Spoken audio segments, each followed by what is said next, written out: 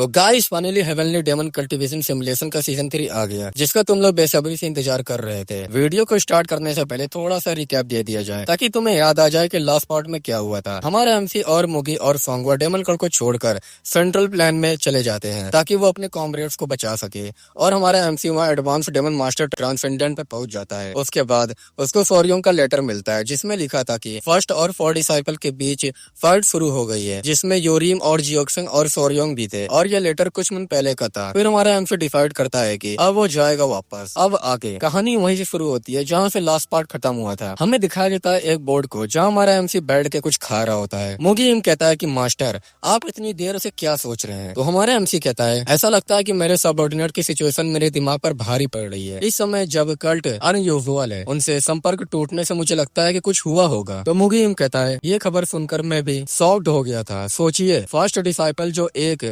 Orthodox sect के साथ बवाल मचाते हुए पकड़े गए थे, अपनी सिचुएशन खतरे में पड़ने से पहले सेंट्रल प्लान पर हमले की घोषणा करके बड़ों का दिल जीत लेंगे। यहाँ तक कि इस जहाज पर मौजूद लोग भी उनमें से ज्यादा डेमोनिक पर्सन से भाग रहे हैं प्रतीत होते हैं। तो हमारा एमसी भी उन सभी को देखता है और मुगीम खाते हुए कहता है केवल मॉन्टुआ सेक्ट के बदमाशों को ही इसका अच्छा अंत मिला। मैंने जो सुना उसके अनुसार जब भी डेमोनिक वॉरियर बाजारों या घरों के वापस उत्पाद मचाते हैं, मॉन्टुआ सेक्ट प्रकट होता है और उनकी देखभाल करता है, जिससे उनकी प्रतिष्ठा में सुधार होता है। एज अ रिजल्ट चाहे वो सेंट्रल प्लान हो या मार्शल आर्ट वर्ल्ड, दुनिया को सुधारने के लिए प्रेरित सभी वीर यंग मॉन्टुआ सेक्ट में इकट्ठा हो रहे हैं। ये सब आपके कहे अनुसार है मास्टर। ऐसा लगता है कि फर्स्ट डिसाइपल और गु जोंग म्यूंग द्वारा हर किसी को सारंगी की तरह बजाया जा रहा है। मैंने सुना है कि थर्ड डिसाइपल भी मर गया और दूसरे डिसाइपल और लॉर्ड गोनमा ने अपनी चाल चलनी शुरू कर दी है। इससे मुझे सरप्राइज हो रहा है कि सिचुएशन में और भी ज्यादा परिवर्तन कैसे आएगा, लेकिन मुझे नहीं लगता कि रिम और उनकी टीम इतनी आसानी से मरने वाली है। इसलिए अगर आप बहुत ज्यादा चिंता करके अपनी सिचुएशन को और खराब कर रहे हैं तो प्लीज डोरिम और अदर लोग आपकी भी चिंता करेंगे। हमारा एमसी कुछ देखता है तो मुगीम कहता है कि क्या हुआ मास्टर। तो हमारा एमसी हंसते हुए कहता है कि कुछ नहीं, बस लगता है जब से हम पहली बार मिले थे तब से तुम बहुत बड़े हो गए हो मुगीम। तो मुगीम भी एम्बैरेस होते हुए कहता है कि क्या सच में, और हंसते हुए कहता है जब आप अलग ट्रेनिंग में थे तब मैंने काफी प्रोग्रेस की सोंगवा, और मैंने दुनिया में पैसा कमाने के तरीकों के बारे में भी सीखा। हमारा एमसी भी कहता है कि मुझे तुम दोनों पर बहुत ज्यादा प्राउड है। सोंगवा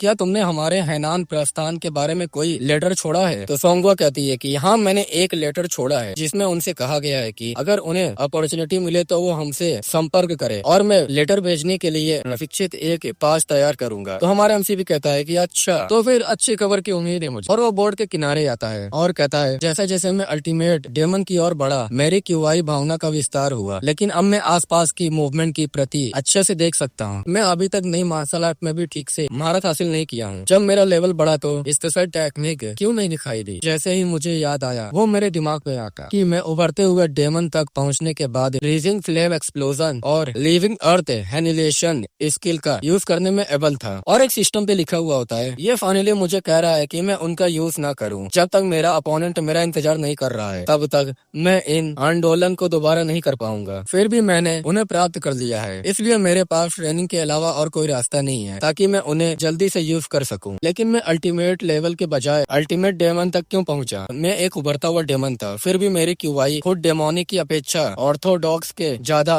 पास थी। इसके अलावा मैंने दोनों एनर्जी को ताइजी की पावर के साथ मिला दिया। तो क्या मेरे लिए अल्टीमेट लेवल तक उठना ज्यादा स्वाभाविक नहीं होता। शायद ऐसा इसलिए है क्योंकि मेरा बॉडी के अंदर की एनर्जी और उसका यूज एक डेमन के ज्यादा करीब था। मैं तो वैसे भी अल्टीमेट डेमन बन गया, इसलिए ये सब बेकार है। अल्टीमेट डेमन फाइनली डेमन पर विजय पाने के लिए अपने बॉडी डेमोनिक की को कंट्रोल करने के अलावा अब मैं प्योर एनर्जी का यूज करने में एबल हूँ। जो डेमोनिक इम्पल्सेस से छीड़ हो जाने या भटकावे में पड़ जाने की चिंता करने की जरूरत नहीं है। और मुट्ठी बंद करके कहता है जो भी हो, इससे ये बात नहीं बदलती कि मुझे और भी ज्यादा स्ट्रॉन्ग बनने की जरूरत है। मुझे सब कुछ बदलने के लिए स्ट्रॉन्ग होने की जरूरत है। फिर हम देखते हैं कि वो बोर्ड किनारे पर आ जाता है और एक बंदा चिल्ला के कहता है कि सभी लोग ध्यान से सुनो मेरी बात। हाल ही में सेंट्रल प्लान में डेमोनिक पर्सन के घूमने की परेशान करने वाली अफवाहें फैली है। हैनान सेक्ट के लीडर के ऑर्डर पर हम जांच करेंगे कि क्या कोई पर्सन डेमन वॉरियर है। तो सब लोग प्लीज कोऑपरेट करो। मुगीम कहता है कि आखिर ये लोग कौन है। तो सोंगवा कहती है कि वो हैनान सेक्ट के हैं। जहाँ तक मुझे पता है वो 9 ग्रेट सेक्ट में से एक है, और वो एक ऐसी जगह है जिसे अशांत समुद्र के भावना को समाहित करते हुए एक स्वॉर्डमैनशिप स्किल विकसित की है। तो मुगीम कहता है सेक्ट का लीडर एक डेमन मास्टर है जिसका नाम नाम मुकयांग च्योन है, किसी को 10 महानतम गुरुओं में से एक माना जाता है। इससे पता चलता है कि उनके डिसाइपल इतने अनबिलीवेबल से भरे क्यों दिखते हैं। फिर वो बंदा मुगिम के पास आता है और कहता है कि अपना नाम लिखो, तो मुगिम कहता है कि ठीक है, और वो लिख के देता है। तभी वो बंदा कुछ नोटिस करता है और कहता है कि हल्की मुड़ी हुई उंगलियां और कठोर स्किन। तो वो बंदा कहता है एक मार्शल आर्टिस्ट का विशिष्ट हाथ, बताओ क्या तुमने मार्शल आर्ट सीखा है? तो मुगिम कहता है कि हाँ। तो बंदा कहता है कि तुम हैनाम में क्यों आए हो, स्पेशली ऐसी अजीब समय में? क्या तुम जानते हो कि किसी बाहरी मार्शल आर्टिस्ट को यहाँ आने का क्या मतलब है? तुम्हारा इससे क्या मतलब है? तो उधर सोंगा भी पीछे से बोलती है कि अच्छा सर, वो मेरा बॉडीगार्ड है। तो बंदा कहता है कि तुम कौन हो और वो तुम्हें स्कॉट क्यों कर रहा है? तो सोंगा हंसते हुए कहती है कि मैं हांगजो में एक छोटी सी फॉर्चून बताने वाली दुकान चलाता हूँ और लोगों का भाग बताता हूँ। मैं डेमोनिक पर्सन से बचने के लिए आगे बढ़ रहा हूँ, और क्योंकि ये समय अजीब है इसलिए मैंने किसी ऐसे पर्सन को काम पर रखा है जो काफी स्किल्ड वाला था। तो बंदा कहता है कि फॉर्चून टेलर, और सभी से कहता है क्या कोई और है जो इस बच्चे को जानता है? और वहाँ से जाते हुए कहता है कि ठीक है तुम लोग जा सकते हो। तो वो दोनों थम्स अप दिखाते हैं और हमारे एमसी भी मुस्कुराता है उन लोग को देखते हैं और वो लोग जाने लगते हैं। तभी मुगेम कहता है फॉर्चुनेटली हम इससे अच्छी तरह से निकल गए। तो हमारा एमसी भी कहता है कि हाँ, ऐसा लगता है कि ये सब सोंगा की बदौलत था। पीछे से सोंगा कहती है इस बार में सोचो तो ये काफी दिलचस्प है। तो मुगेम कहता है कि क्या है? तो सोंगा कहती है अगर वो हैनाम का डिसाइपल है तो वो केवल तुम्हारा ही पता क्यों लगा पाए? तो मुगेम भी हंसते हुए कहता है ये कितना इंटरेस्टिंग है, ये तो आसान है। ऐसा इसलिए क्योंकि मास्टर अब एक नॉर्मल आदमी के लेवल को पार कर गया है। यही रीजन है कि अधिकांश मास्टर उसे पहचान नहीं पाते। लोगों को समझना भी एक स्किल्ड है। मैं तो यही सोच रहा हूँ कि इस बार मास्टर ने एक बड़ी दीवार पार कर ली है। पीछे से सोंगो कहती है बड़ी दीवार, ये क्या हो सकता है? तो मुगिम कहता है कि ये तो सच है, वो एक अल्टीमेट डेमन मास्टर बन गए हैं। तो सोंगो कहती है कि क्या सच में? और वो दोनों पीछे से हंस रहे होते हैं। हमारा एमसी मुगिम से कहता है कि मुगी, मैं मैजिक सीखने के लिए तुरंत सोंगा के साथ पहाड़ पर जाऊंगा, तो तुमको हैनाम में रहने के लिए जगह ढूंढनी होगी, लेकिन हमें लाइफ के लिए जरूरतें प्राप्त करनी होंगी और हम बाहरी दुनिया के बारे में कुछ भी नहीं जानते, इसलिए ज्यादा गहराई में मत जाना। तो मुगिम कहता है कि हाँ मैं समझ गया। तो मुगिम वहाँ से जाते हुए कहता है कि अपना ध्यान रखिएगा। हमारा एमसी भी कहता है कि ठीक है, और सोंगा से कहता है कि तो फिर चलो सोंगा हम लोग चलते हैं। तो वो बोलती है कि ठीक है मास्टर। फिर हमें रेलवे स्टेशन नियर चोंगडू का सीन दिखाया जाता है जहाँ एक बंदा वहाँ आता है और एक कबूतर से पत्र लेता है और वो भेज देता है। फिर हमें 3 दिन बाद का सीन दिखाया जाता है जहाँ सोंगवा और हमारा एमसी एक जंगल में बैठ के आग जला के बैठे हुए होते हैं और हमें बताया जाता है कि सोंगवा के स्पेल तीव्र गति से आगे बढ़ रहे हैं। अगर उनकी व्याख्याएं जटिल और समझने में डिफिकल्ट थी, मेरे पास भाग का खेल था, इसलिए मुझे उन पर महारत हासिल करने में कोई प्रॉब्लम नहीं हुई। सिस्टम पे लिखा हुआ होता है आपने एस्ट्रोनॉमी लर्न कर लिया है, आपने डेफिनेशन को लर्न कर लिया है, आपने अर्थ श्रिंकिंग टेक्निक को लर्न कर लिया है, आपने ट्रांसफॉर्मेशन आर्ट को लर्न कर लिया है। तो हमारा एमसी अपने मन में कहता है वो स्पेल मेरे लिए बिल्कुल उपयुक्त नहीं है, इसलिए मुझे नहीं लगता कि उन्हें यूज करने के अवसर ज्यादा आएंगे, लेकिन ये यूज में हो सकती है। मैट डेमन चियांगसी और अपनी चेतन खो चुकी आत्माओं को कंट्रोल करने का एकमात्र स्पेल, मुझे लगा कि मैं किसी दिन इसका प्रभावी ढंग से यूज कर सकूंगा। दूसरे डिसाइपल का अनयूजुअल केओस दस्ता जो चियांगसी और खोई हुई आत्माओं की कमान संभालता है। दूसरी तरफ सोंगा खुश होते हुए कहती है कि अमेजिंग मास्टर, आपने इतने कम समय में उनमें महारत हासिल कैसे कर ली? तो हमारा एमसी भी कहता है कि फिर भी ये मेरी सोच से कहीं ज्यादा तेजी से हुआ है। तो सोंगा कहती है कि आपको इसे शुरू में केवल 3 दिनों में खत्म करने की प्लानिंग नहीं थी। आप तो अमेजिंग है मास्टर, आप कभी कभी एक रात की अनबिलीवेबल भावना प्रदर्शित करते हैं। आज भी आपने जो सीखा उसे स्थापित करने के लिए आप लगभग 4 घंटे यहाँ बैठे हैं। तो हमारा एमसी भी कहता है क्या ऐसा है सोंगवा, तुमने भी अच्छा किया, मेरे कारण जंगलों में सो रहे हो। क्या हम उस घर की जांच करें जिसे मैंने मुगिम के लिए छोड़ा है? तो सोंगवा कहती है कि मुगी हुमनिंग ने एक पत्र भेजा जिसमें कहा गया कि उन्हें आज अपना काम पूरा कर लिया है। तो हमारा एमसी कहता है कि क्या सच में? तभी पीछे से मुगिम भागते हुए आके कहता है कि मास्टर, और हाफ रहा होता है। तो हमारा एमसी कहता है कि क्या हुआ? तभी एक लेटर दिखाते हुए कहता है कि एक लेटर आया है। तो उस लेटर में हमारा एमसी उस लेटर को खोलता है और उस लेटर में लिखा हुआ होता है कैप्टन, ये मैं हूँ योरिम, मैंने करंट में डेमोनिक कल्ट को छोड़ दिया है और मेरा पीछा किया जा रहा है। मैंने अपने व्यक्तिगत रूप से विस्तृत जानकारी दूंगा, इसलिए प्लीज मुझे बताएं कि आप कहाँ हैं। तो सोंगवा से हमारा एमसी चिल्ला के कहता है कि सोंगवा, जल्दी से एक घर वापस करने वाले कबूतर को भेजो और उसे इस जगह का पता बताओ। तो वो बोलती है कि ठीक है मास्टर। हमारा एमसी अपने मन में सीरियस होकर कहता है कि इस बार मैं अपने सबऑर्डिनेट की मदद करने का मौका नहीं छोड़ूंगा। मैं तुम सबकी उपेक्षा नहीं करूंगा क्योंकि मैं कुछ भी करने में असमर्थ हूँ, जैसे कि मैं ट्रेनिंग के दौरान करता था। फिर ऐसे ही हाफ मन बीत जाते हैं और कोई कहता है कि मास्टर, और हम देखते हैं कि मुगिम योरिम को लेके आ जाता है। हमारा एमसी भी वहाँ आता है और मुगिम कहता है कि मैं योरिम के लेके आ गया और हमारा एमसी योरिम से कहता है कि ये राहत की बात है कि तुम सेफ हो, क्या तुम ठीक हो? तो बोलता है कि कैप्टन। तो हमारा एमसी कहता है कि क्या हुआ, मुझे बताओ, हमारा क्या मतलब था कि तुम्हारा पीछा किया जा रहा था? योरिम जोर जोर से खांसने लगता है। तो हमारा एमसी कहता है कि शांत हो जाओ और गहरी सांस लो, तुम यहाँ सेफ हो इसलिए चिंता ना करो। हमारा एमसी सोंगवा से कहता है कि सोंगवा जल्दी से जाओ और चाय लेके आओ। तो वो कहता है कि ठीक है। योरिम कहता है कि कैप्टन मुझे माफ कर दीजिएगा, तो हमारा एमसी कहता है कि यूरियम, और यूरियम रोते हुए कहता है कि मेरे स्क्वाड मेंबर सभी के सभी मारे गए। ये बात सुन के तो हमारे एमसी एकदम सभी के सभी चौंक जाते हैं और वहाँ एक इमोशनल मूवमेंट बन जाता है। सोंगवा यूरोम से कहती है प्लीज पी लो इसे, इसका इफेक्ट मन को प्योर करने वाला होता है। तो वो भी बोलता है कि तुम्हारा शुक्रिया सोंगवा, और वो चाय पी रहा होता है और हमारा एमसी उसको बस देख रहा होता है। और हम देखते हैं कि यूरियम बहुत कांप रहा होता है और अपने मन में कहता है कि क्या ये फ्यूचर में एआई ने मुझे इस बात पर ध्यान देने को कहा। और दांत पीसते हुए कहता है ये बहुत हर्ट है, जैसे मेरा दिल निकाल लिया गया हो। मैं बहुत कॉम्प्लेसमेंट था, मैंने सोचा कि एक बार मैं डिवाइन कल्ट में वापस आ जाऊं तो वो वहाँ होंगे। अगर मुझे पता होता कि वो इस तरह मरेंगे मैं उन्हें कभी पीछे नहीं छोड़ता। फिर भी ये जानना कि मेरे सबऑर्डिनेट किस प्रकार की सिचुएशन से गुजरे होंगे एक लाभ है। आखिरकार मुझे एक और मौका मिलेगा, उन्हें बचाने का अभी भी मौका है। हमारा एमसी कहता है कि यूरियम, और अपने मन में कहता है कि चलो पहले शांत हो जाते हैं और सिचुएशन को समझते हैं। और उससे कहता है कि गोनमा को क्या हुआ। तो वो बोलता है कि यही वो फर्स्ट डिसाइपल के खिलाफ लड़ा और दोनों की डेथ हो गई। ये बात सुन के हमारा एमसी बाकी सभी चौंक जाते हैं और अपने मन में हमारा एमसी कहता है ये भी वैसा ही हुआ जैसा मुझे डर था। जब मैंने सुना कि गोनमा अपनी सेना को फर्स्ट डिसाइपल की ओर ले जा रहा है तो मुझे लगा कि ये इस हद तक पहुंच जाएगा। यूरियम कहता है कि सभी उन बेकार कमीनों की वजह से। तो हमारा एमसी कहता है कि तुम्हारा मतलब क्या है। तो यूरियम कहता है उस लेटर में जहां मैंने आपको बताया था कि लॉर्ड गोनमा ने विचार विमर्श के एक लंबे दौर में एंटर किया था, ये केवल सेकंड डिसाइपल के साथ उनकी निजी बातचीत के रीजन नहीं था। जिसने सबसे पहले बातचीत शुरू की वो फर्स्ट डिसाइपल था, दूसरा डिसाइपल नहीं। तो हमारा एमसी चौंकते हुए कहता है कि क्या। और वो बोलता है कि मैंने सुना है कि उन्होंने सबसे पहले ये प्रस्ताव रखा था कि वो गोनमा के सभी सबऑर्डिनेट को छोड़ देंगे इस शर्त पर कि दूसरे डिसाइपल को मार दिया जाए। किसी तरह दूसरे डिसाइपल को इसके बारे में पता चला और उसने भी वही प्रस्ताव रखा। ये वही बात थी जिसके बारे में लॉर्ड गोनमा ने काफी समय तक सोचा था। वो खुद डिवाइन स्टार के अभिशाप से ग्रस्त था, जिसका मतलब था कि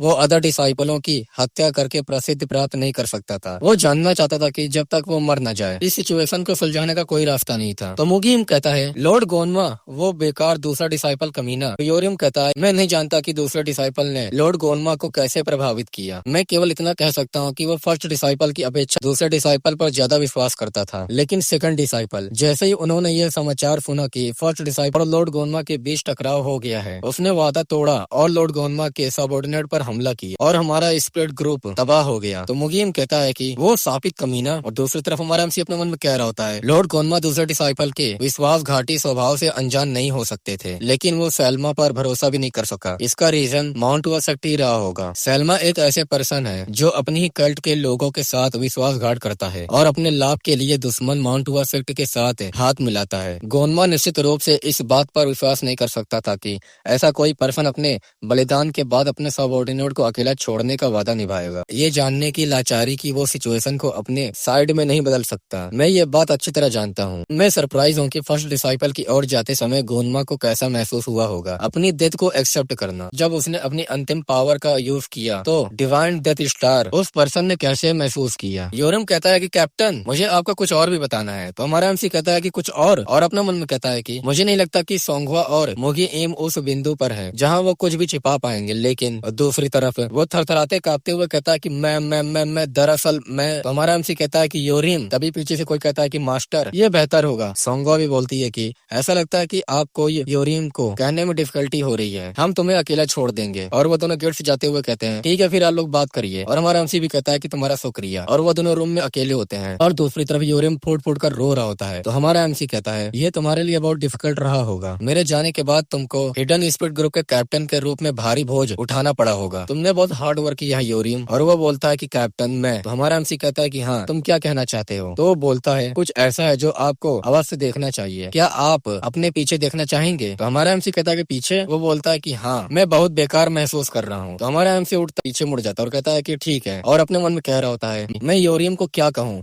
जो सबसे अच्छा होगा। लेकिन हम तभी देखते हैं कि हमारे एमसी के पीछे एक खंजर घुस जाता है और हम देखते हैं कि यूरियम ने हमारे एमसी के पेट के आर पार कर दिया होता है खंजर। तो हमारा एमसी भी कहता है कि यूरियम, और मुंह से खून निकल रहा होता है हमारे एमसी और कहता है कि तुम ऐसे कैसे कर सकते हो बस इसी वजह से। और अपने मन में कहता है कि मैं कोई भी रिएक्ट नहीं दे सका। यूरियम अधिकतम लेवल पर है लेकिन ये बेकार लापरवाही मैंने कभी इमेजिन भी नहीं किया था। उसने मेरे दिल को इतनी अच्छी तरह से छेद किया है, मेरी छाती के बीच तक सब कुछ टूट गया है। मेरी क्यूआई को कंट्रोल करना इम्पॉसिबल है। डेथ बेकार है। मुझे अवश्य जानना चाहिए कि क्या हुआ। और हमारा एमसी उससे कहता है कि बस इसी वजह से वो यूरियम। तो यूरियम कहता है कि मैं, और हंसने लगता है और कहता है सेकंड डिसाइपल की रिस्पेक्ट और पवित्र महिमा विश्व पर छाई रहे। तो ये बात सुन के हमारा एमसी एकदम चौंक जाता है और गुस्साते हुए कहता है कि योरीम और उसका गला पकड़ लेता है और उससे कहता है कि जानना पड़ता है तुम्हारे पास है, तुमने गलत रास्ता चुना है। और हमारा एमसी को वही मार डालता है और हम देखते हैं कि सिस्टम पे लिख के आता है अब आपके पास सिर्फ 6 मौके बचे हैं। फिर हमारा एमसी वापस टाइम में पीछे जाता है और एकदम खामोश रहता है और अपने मन में कहता है कि मुझे मिल गया माहियो, तुम सन ऑफ बास्टर्ड, मैं तुम्हें मार डालूंगा। ये एकदम बेकार है, ये कैसे पॉसिबल है कि मैं अल्टीमेट डेमन तक पहुंच गया और फिर भी अपने पिछले लाइफ की तुलना में ज्यादा बेकार रूप से मर गया, इससे भी ज्यादा। ये बहुत बेकार है कि मुझे ये भी नहीं पता था कि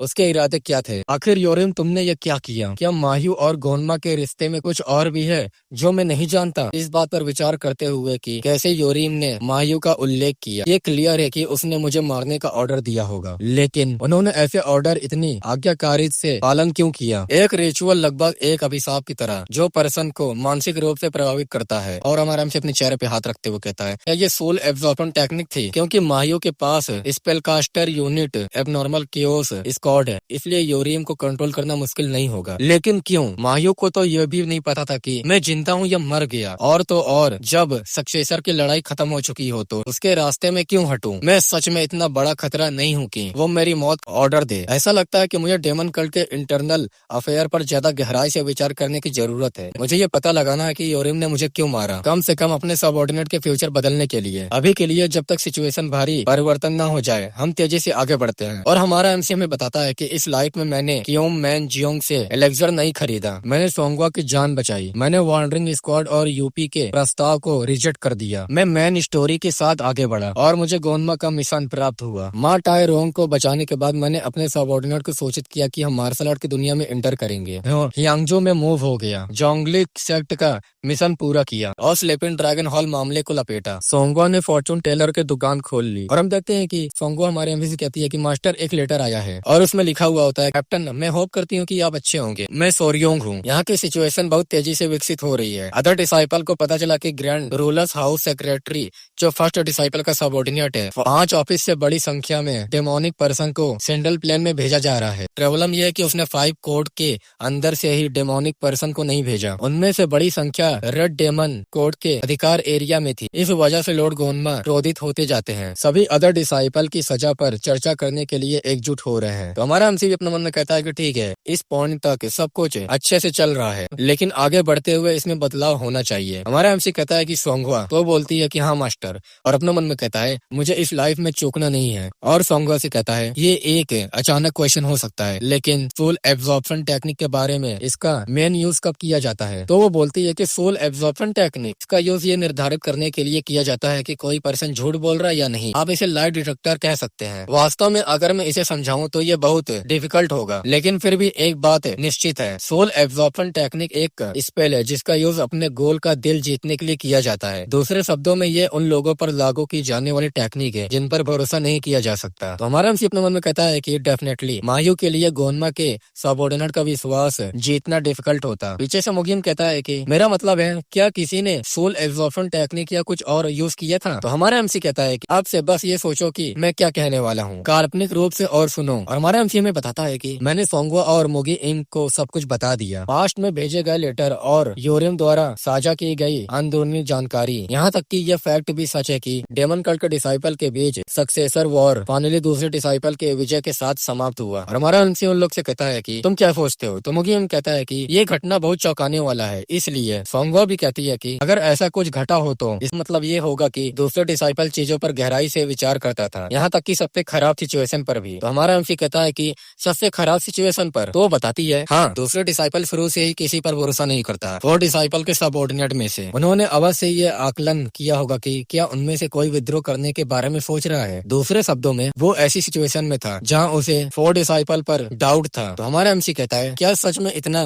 विनाशकार करना जरूरी होगा? गोनमा पहले ही मर चुका है और उसके डिसाइपल में कोई भी डेमन मास्टर का लॉर्ड नहीं है, तो फिर परेशान क्यों होना है? हमें केवल मेन कल्ट पर ही ध्यान नहीं करना चाहिए। माउंटू सेक्ट जिस फर्स्ट डिसाइपल के साथ हाथ मिला लिया है अभी भी जिंदा है ना? और अपने मन में कहता है अगर गोनमा के प्रति वफादार सबऑर्डिनेट बदला लेने का सपना देखते हैं मायू के अधीन काम करते हुए, तो फिर कार्रवाई का सबसे अच्छा तरीका इसका गोल माउंटू सेक्ट को इसमें शामिल करना और इस समस्या को और भी ज्यादा आगे तक ले जाना होगा। तो मुगियम कहता है कि अगर यही रीजन है तो सोल एब्जॉर्प्शन टेक्निक का यूज करना उचित है किसी भी सिचुएशन में, चाहे वो बहुत हो या कम हो। ये बात तो मेक श्योर है। दूसरे डिसाइपल के पक्ष के लोगों ने योरियम पर ब्लॉसम टेक्निक का यूज किया और सिर्फ माउंटुआ सेक्ट के कारण नहीं, वे बस कर सकते थे। किसी भी पर्सन को खतरा पैदा करने पर इमरजेंसी फांसी देने का ऑर्डर दिया गया। तो हमारा एमसी अपने मन में कहता है कि हाँ ये सही है, माह्यू ने कभी किसी पर भरोसा नहीं किया। दूसरी ओर जो लोग गोन्मा को फॉलो करते थे वो अत्यंत वफादार थे। नेचुरली वो अपने असली इरादे प्रकट किए छिपे ही रहते। वो न केवल फ्रेंड और इनिमी में भेद कर रहे थे, लेकिन प्रोबेबली वो किसी भी संभावित खतरों को कम करने की कोशिश भी कर रहे थे। और इस प्रक्रिया में यूरिम फंस गया। जैसे कि मैंने सोचा अगर मैं हर किसी को बचाना चाहता हूँ तो हमारा एमसी एक लेटर देता है सोंगवा को और कहता है कि इसे सेंड कर दो। तो सोंगवा उस लेटर को देखती है और कहती है कि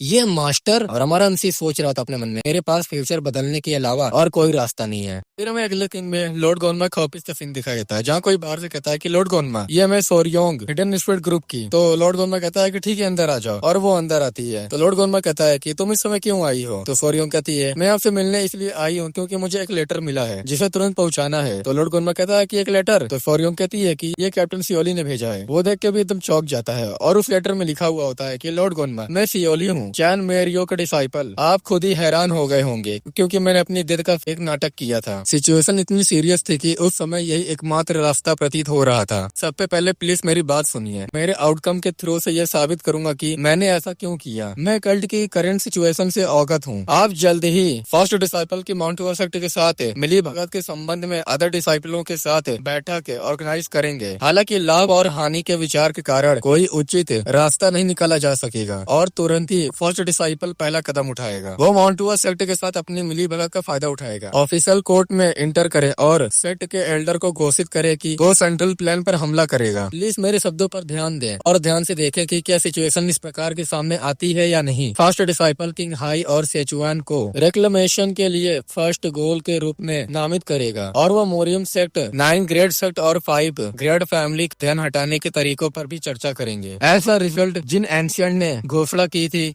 वो अपने अपने डिसाइपलों के साथ जाएंगे और उन्हें डिसीजन लेने के लिए प्रोत्साहित करेंगे। एंशियंट में से कुछ लोग फर्स्ट डिसाइपल के प्रति वफादारी की शपथ लेंगे, लेकिन बाद में फर्स्ट डिसाइपल तीसरे डिसाइपल पर घात लगाएगा। मुझे नहीं पता कि वो उसे किस माध्यम से बुलाएगा, लेकिन आपको पता चल जाएगा कि उस पर हमला किया गया है। फिर फर्स्ट डिसाइपल और दूसरे डिसाइपल दोनों डिसाइपल आपके सामने एक प्रस्ताव प्रस्तुत करेंगे। अगर सब कुछ वैसा ही हो जैसा मैं भविष्यवाणी करता हूँ तो प्लीज मुझे माफ कर दीजिएगा। ऑर्डर के डिसोबे करना और चले जाने के लिए और प्लीज मुझे फाइनली बुलाएं क्योंकि मेरे लिए कल्ट में वापस लौटना डिफिकल्ट होगा। इसलिए मुझे होप है हम माउंट हुआंगजिया में मिल सकेंगे। आप डेथ स्पिरिट स्क्वाड के टीम लीडर से संपर्क कर सकते हैं। इतना ही काफी होगा। लॉर्ड गोन्मा उस लेटर को बंद कर देता है और लॉर्ड गोन्मा कहता है सियोली वो सच में मुझे सरप्राइज करना कभी भी बंद नहीं करता। तो सोरियोंग कहती है कि लॉर्ड गोन्मा कैप्टन ने ये आपके लिए किया। तभी वो बोलता है कि मुझे पता है सियोली के एक्शन के पीछे हमेशा एक रीजन रहा है। यही रीजन है कि ये और भी ज्यादा परेशान करने वाला है। आखिरकार वो जानता है कि इस लेटर का कितना इम्पोर्टेंट है। चलो ठीक है, इंतजार करते हैं और देखते हैं यहाँ से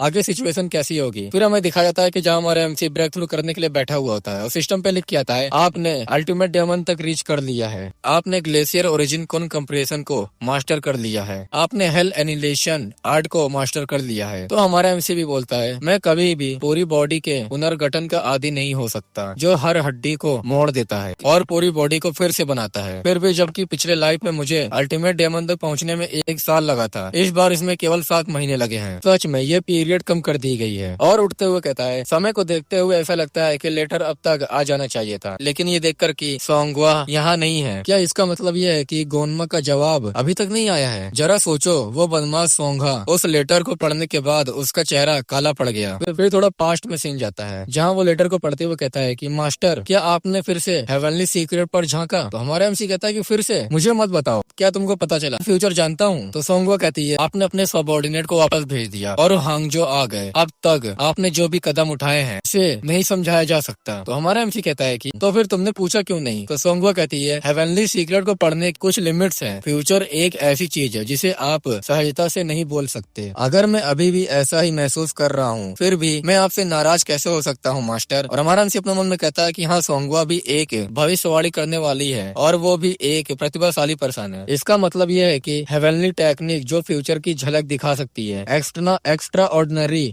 लेवल की होनी चाहिए। फिर हमारा एमसी कहता है कि फिर सोंगवा तो बोलता है आपके द्वारा देखे गए फ्यूचर के अनुसार क्या इस तरह से लॉर्ड गोन्मा से संपर्क करना सही कदम है। तो हमारा एमसी कहता है कि क्या कुछ गड़बड़ है। तो बोलती है कि मास्टर के कॉन्स्टेलेशन वहाँ डेथ स्टार है। तो हमारा एमसी कहता है कि तुम्हारा तुम्हारा क्या मतलब है? तो बताती है मैंने जो ऑब्जर्वेशन किया है उसके अनुसार कोई बात नहीं, इसका मतलब आप 2 साल से ज्यादा जिंदा नहीं रहेंगे मास्टर। तो ये बात सुन के हमारा एमसी भी चौंकता है। तो मोगिम चिल्ला के कहता है सोंगवा से, क्या तो मास्टर 2 साल में मरने वाला है? हमारा एमसी पीछे से कहता है कि उस डेथ स्टार के बारे में तुमने कहा था कि मेरी मौत 2 साल में आ जाएगी, क्या ये उन 2 वर्षों के अंदर हो सकता है? तो फिर मैं चाहे कितना भी रुक जाऊं, मैं उस समय के अंदर ही मर जाऊंगा। तो बोलती है वो डेथ स्टार जो आपके कॉन्स्टलेशन में रेंग रहा है 2 से मिलकर बनता है। समय को सटीक रूप से परिभाषित नहीं किया जा सकता, लेकिन 2 बड़े संकट 2 तरीकों से सामने आएंगे। तो हमारा एमसी अपने मन में कहता है इसका मतलब है कि अगर मैं बेस्ट कदम उठाने में फेल रहा तो 2 साल भी भूल जाओ, मैं और भी पहले मर सकता था। सोंगवा कहती है मुझे माफ करना, मैं उतनी बड़ी मदद नहीं कर सकी। तो हमारा एमसी कहती है कि नहीं, तुम्हारा बहुत बहुत शुक्रिया। और अपना मन में कहता है उसे मुझे ये बताने की जरूरत नहीं है कि मेरी करंट लाइफ डिफिकल्ट है, मैं ये बात किसी और से बेहतर जानता हूँ। फिर हमें प्रेजेंट का सीन दिखाया जाता है जहाँ हमारा एमसी आ जाता है रूम में। सोंगवा भाग के आती है और कहती है कि मास्टर आपने अपना ट्रेनिंग पूरा कर लिया होगा। तो हमारा एमसी कहता है कि हाँ। तो सोंगवा कहती है कि मैं आपको बस बुलाने ही वाली थी, और एक लेटर देते हुए कहती है कि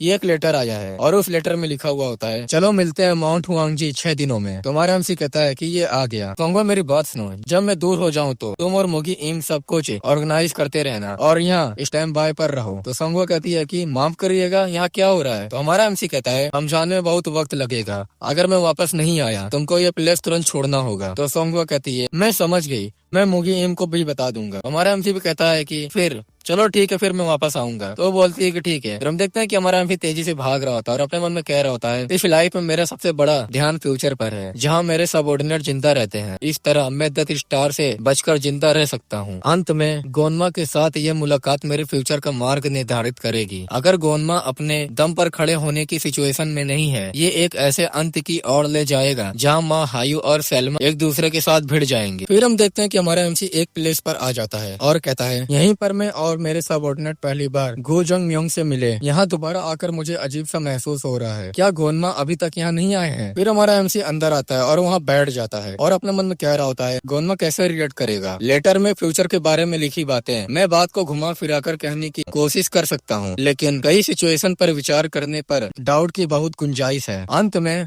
क्या वो मुझ पर ट्रस्ट करेगा या फिर वो एक्सट्रीम डिस्ट्रक्शन मचाएगा? फिर हम देखते हैं कि लॉर्ड गोनमा आ जाता है और कुछ लोग को भी लेके आता है और हमारे एमसी से कहता है कि सियोली बहुत समय हो गया मिले हुए। हमारा एमसी उठता और कहता है कि आप यहाँ आ गए। तो लॉर्ड गोनमा कहता है कि जैसे मैंने सोचा था। तो हमारा एमसी कहता है कि क्या? तो लॉर्ड गोनमा कहता है फाइनली तुम उस विशाल और कठोर दीवार को तोड़ चुके हो, तुम अल्टीमेट डेमन तक पहुँच चुके हो। तो हमारा एमसी कहता है कि आप इसे फील कर सकते हैं? तो बोलता है कि बिल्कुल, जैसे ही मैंने तुम्हें देखा मैंने पहचान लिया कि अब तुम कोई नॉर्मल आदमी नहीं रहे। तुम्हारी मार्शल आर्ट की विकास तेजी से मुझे हमेशा सरप्राइज करती रहती है, जैसे कि चियोन मेरियो के एक डिसाइपल से अपेक्षा की जाती है। तुम में भी जमजात प्रतिभा है। क्या मैं कहूँ कि ईर्ष्यालु हूँ? हमारा एमसी कहता है कि मेरा तुम्हें धोखा देने का कोई इरादा नहीं था। तो बोलता है कि बिल्कुल, आखिरकार ये बहुत हालिया घटना लगती है। सियोली तुम चिंता मत करो। तुम्हारा एमसी कहता है कि क्या? तो बोलता है कि अगर मुझे तुम पर शक होता तो मैं इस तरह से मिलने के लिए नहीं कहता। तुम फ्यूचर के बारे में जानते हो। पहले तो मुझे आश्चर्य हुआ, लेकिन जब मैंने सोचा कि वॉन्डरिंग स्क्वाड का सोंगवा तुम्हारे साथ है,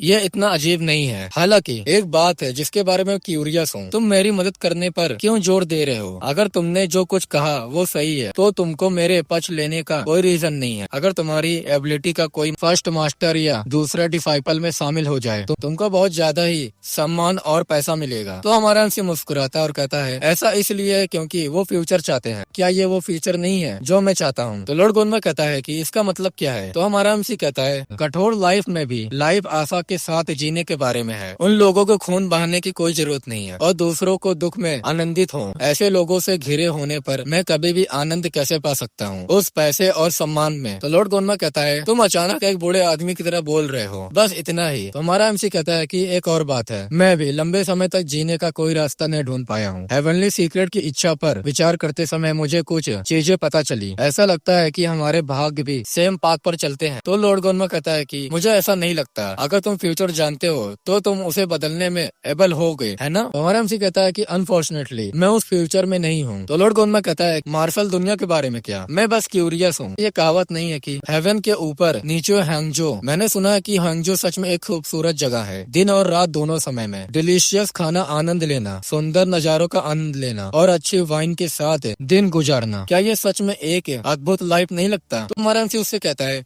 क्या आप में अभी भी रोमांस की फीलिंग है? तो वो हंसते हुए कहता है, क्या उन चीजों की तलाश करना जीवन का आनंद नहीं है? चलो मुझे अब बताओ, फर्स्ट डिसाइपल और सेकंड डिसाइपल के बीच तुम्हारे अनुसार किसका प्रस्ताव स्वीकार करना उचित है? तो गाइस ये एपिसोड यहीं खत्म होता है। आई होप आप लोग को वीडियो अच्छी लगी होगी, तो वीडियो को लाइक कर देना, चैनल को सब्सक्राइब कर देना और कमेंट कर देना तुम लोग को वीडियो कैसे लगी। और इस वीडियो का टारगेट 10 के व्यूज है और जल्दी से कर दो ताकि मैं न्यू वीडियो अपलोड कर दूं। तब तक के लिए बाय बाय।